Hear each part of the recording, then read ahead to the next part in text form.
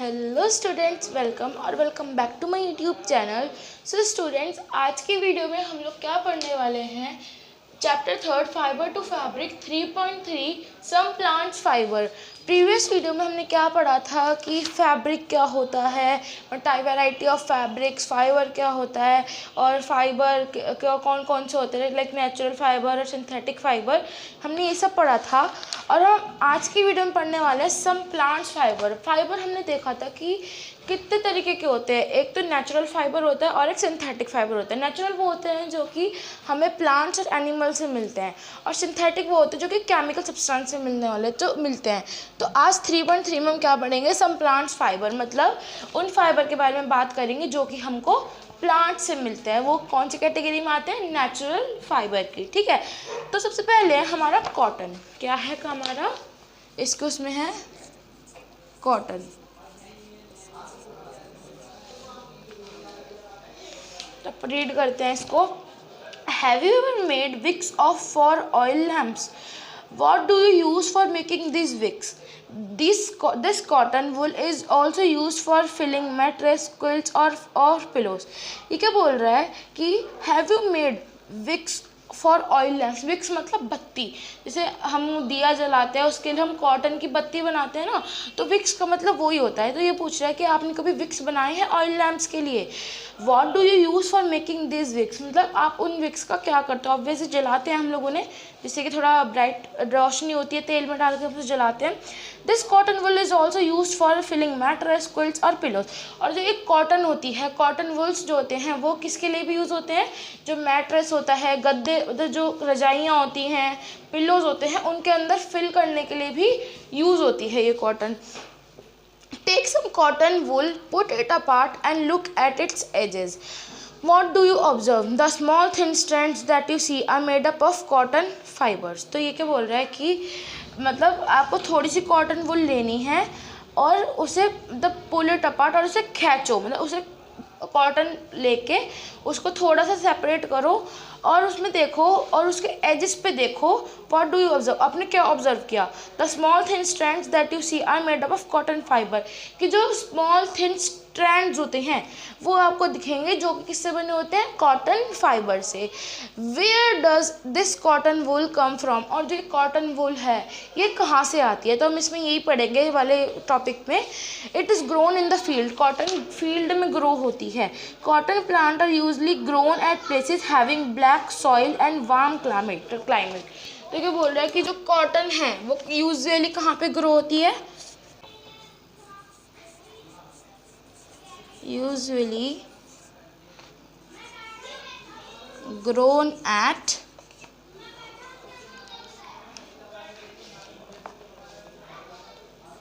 places having black soil and warm climate. अब देखो क्या बोल रहे हैं कि जो कॉटन यूजुअली कहाँ पे ग्रो होती है, जहाँ पर ब्लैक सॉइल होती है और वार्म क्लाइमेट हो, थोड़ा गर्म सा क्लाइमेट होता है। ठीक है, थोड़ा नॉर्मल वार्म क्लाइमेट होता है। Can you name some states of our country where cotton is grown, कि आप कोई स्टेट्स बता सकते हो हमारी कंट्री के जहाँ पे कॉटन ग्रो होती है। ये सब आप मेरे को कमेंट सेक्शन में बताना कि कौन कौन से स्टेट्स में कॉटन ग्रो होती है। The fruits of the cotton plant, cotton balls are about the size of a lemon.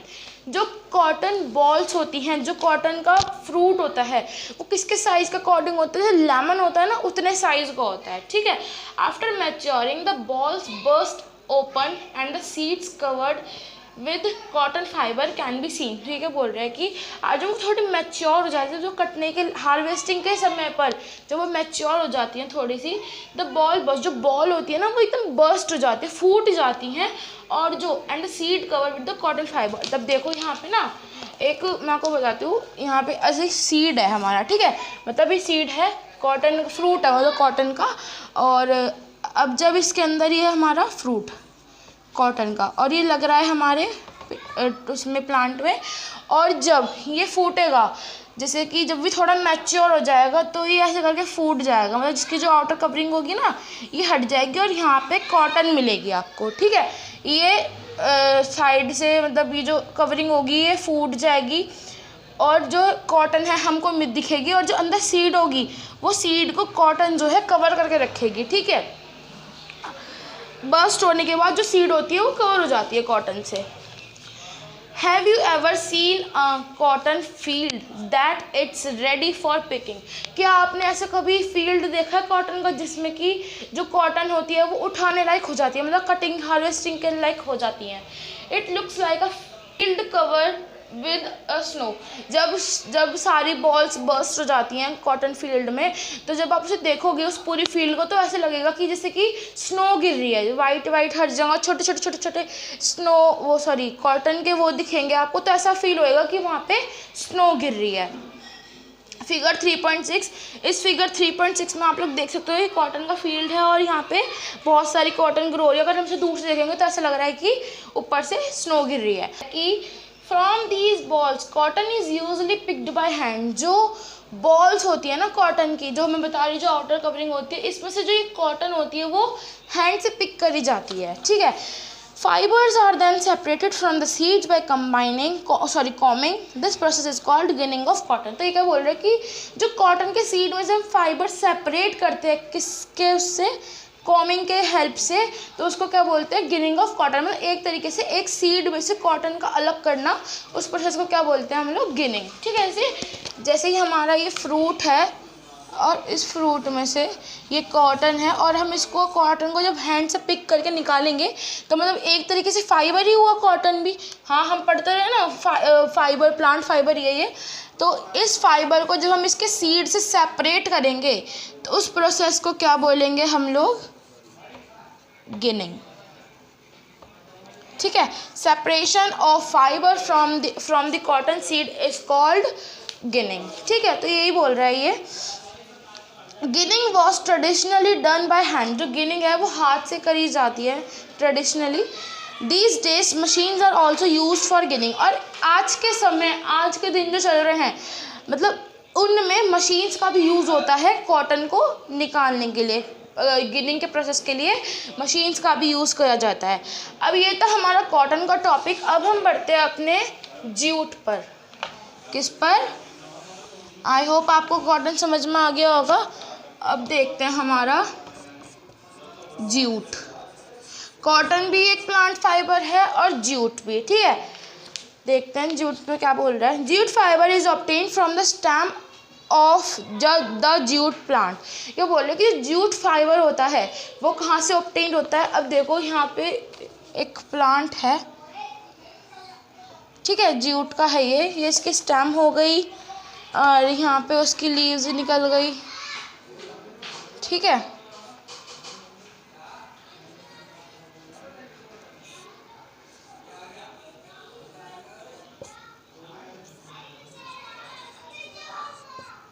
ऐसे करके इसकी हम लीव्स निकाल देंगे।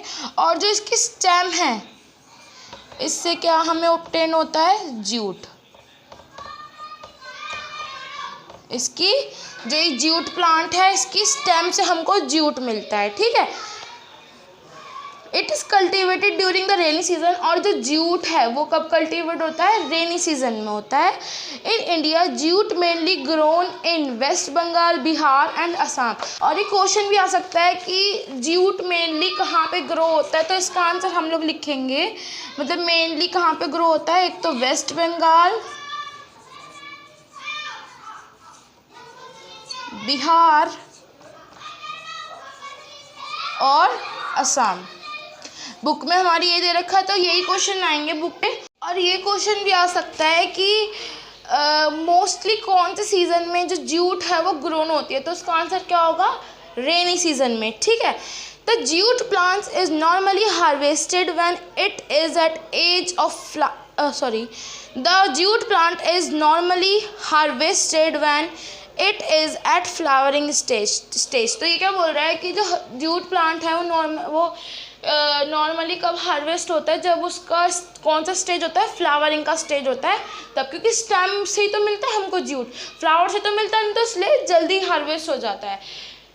The stem of the harvested plant are immersed in water for a few days. The stems, root and fibers are separated by hands. तो ये क्या बोल रहा है कि the stem of the harvested plant, जो stem होती है harvested plant की, are immersed in water for a few days. वो कुछ दिनों के लिए पानी में भिगोई जाती हैं, ठीक है।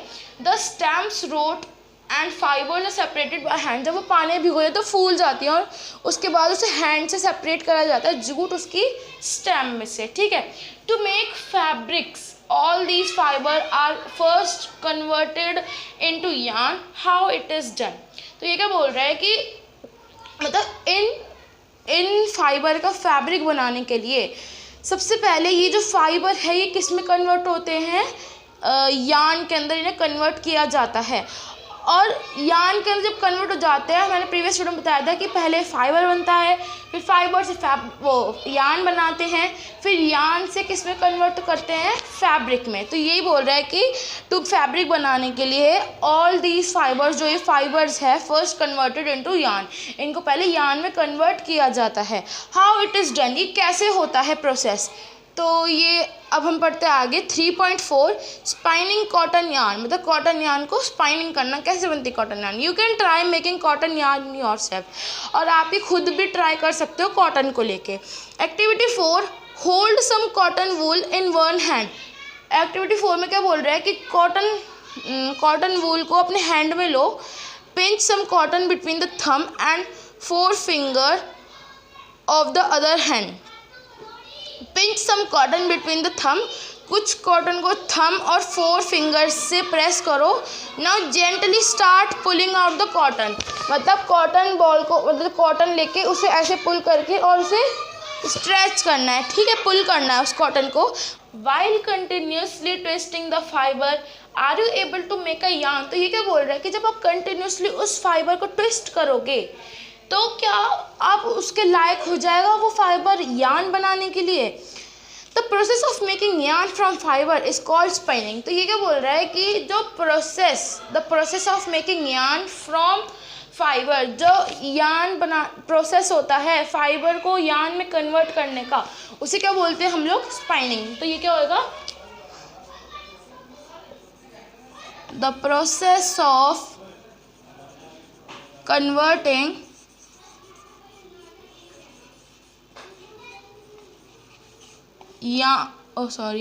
Fibre to yarn is called spinning। ठीक है, ये कौन सा प्रोसेस कराया जाता है, spinning. In this process, fiber from a mass of cotton wool are drawn out and twisted. This brings the fiber together to form a yarn। तो ये क्या बोल रहे हैं कि इस प्रोसेस में क्या होता है, fibre from a mass of cotton, एक मास ऑफ कॉटन, मतलब जो फाइबर होता है, mass of cotton is drawn out and twisted, मतलब जो कॉटन होती है, कॉटन फाइबर, उसमें से यू पुल आउट करके ट्विस्ट करा जाता है, और this bring the fibre together, और ये फाइबर को टुगेदर करके क्या फॉर्म होता है, yarn. The simple device used for spinning is a hand spindle. तो ये क्या बोल रहा है कि एक सिंपल डिवाइस है, यूज होता है स्पाइनिंग करने के लिए, उसे क्या बोलते हैं, हैंड स्पिंडल, ऑल्सो कॉल्ड टकली। और उसे क्या बोलते हैं, टकली। यहाँ पे एक डायग्राम भी दे रखा है 3.10, ये देखो, ये कुछ इस तरह से होता है, बहुत पतला होता है, ये देखो ऐसे करके।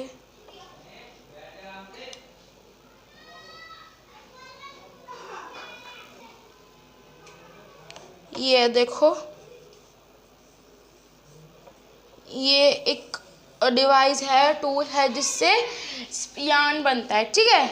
इसे बुक में भी दे रखा है, आप लोग बुक में भी दे सकते हो, ये मैंने ड्रॉ करके दिखाया है यहाँ पे। Another hand operated device used for spinning is चरखा, और एक डिवाइस का नाम है चरखा, जो कि यहाँ पे दे रखा है। इसे गांधी जी भी चलाते थे ऐसी स्पाइनिंग यार्न बनाने के लिए गांधी जी ने भी चलाया था इसको, तो है ना। तो ये रहा ये चरखा, यहाँ पे भी दे रखा है, इससे भी स्पाइनिंग होती है। यूज ऑफ चरखा was popularised bye Mahatma Gandhi. अब मैंने बताया कि जो यूज ऑफ चरखा है वो किससे पॉपुलर हुआ है, Mahatma Gandhi as part of independence movement. जब इंडिपेंडेंस मूवमेंट हुआ था तब महात्मा गांधी इससे वो करते थे, स्पाइनिंग करते थे। ही encouraged people to wear clothes made of homespun yarn termed as khadi and some imported cloth made in mills of Britain. तो ये क्या बोल रहे हैं कि मतलब महात्मा गांधी जी ने भी ये चरखे के वो चरखा यूज़ किया था स्पाइनिंग के लिए। वो एंकरेज करना चाहते थे पीपल को टू वियर, क्या वियर करने के लिए, क्लोथ्स ऐसे कपड़े वियर करने के लिए वो एंकरेज करना चाहते थे पीपल को, जो कि कपड़ा किससे बना होता है, होमस्पन यार्न से, टर्म्ड एज खादी। खादी एक क्लोथ होता है जो गांधी जी पहनते थे और वो लोगों को भी एंकरेज कर रहे थे कि आप लोग भी यही कपड़ा पहनो, ठीक है। एंड शन imported cloth made in the mills of Britain. To popularize and promote Khadi, the government of India constituted a body called Khadi and Village Industry Commission in 1956.